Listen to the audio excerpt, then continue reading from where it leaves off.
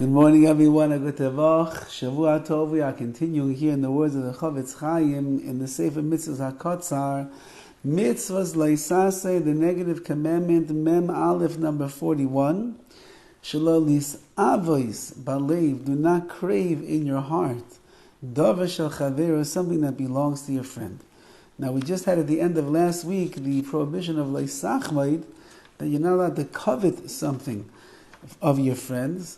And we saw over there that it's talking about where because of the chemda, because of the desires that you have for somebody else's things, you actually apply the pressure necessary to that person in order to purchase or that he should give you what he has. Here, v'lo tis'ave is going to be in a different realm. Ze'alav hu chutz miloi sachman. This is a separate prohibition besides that which we discussed of loy sachman. You can't covet something. What's the difference? Ki loy tis'ave, when it says over here, do not crave somebody else's things, merely desiring it in your heart, craving this thing, wanting this thing, even though, and you're trying to figure out how you could acquire it, how you could get it for yourself, the nifta b'libay b'davar, and this persuades you in your heart, which means you are like consumed by these ideas, wondering all day long, how could I get this guy's car? How could I get him to sell me his house?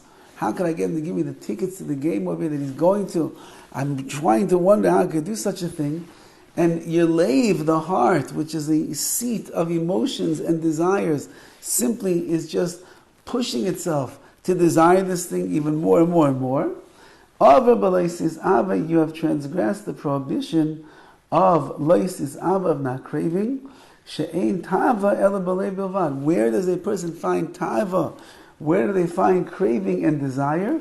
That's in the heart. You didn't do anything. You're just thinking about it inside of your spiritual heart that a person has. That itself will be a violation of this prohibition in the Torah. Now, if at the end of the day you end up acquiring the object that you desire,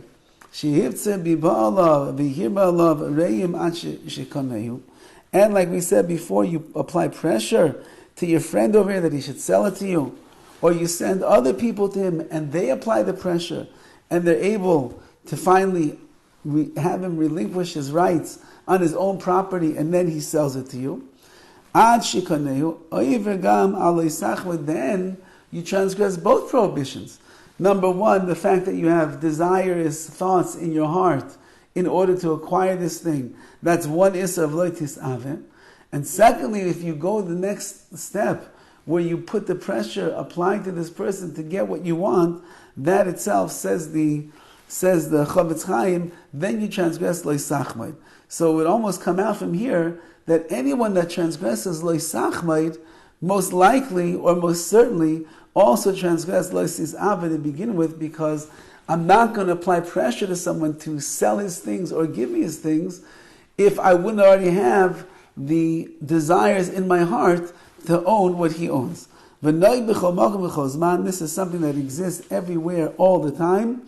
Men and women alike must be very careful not to be misave, not to desire, and then not to take it to the next level, which will be a separate prohibition of applying the pressure to the person who owns the thing that you want and forcing him to sell you or to give it to you. That then would be an additional prohibition of loy sachmai.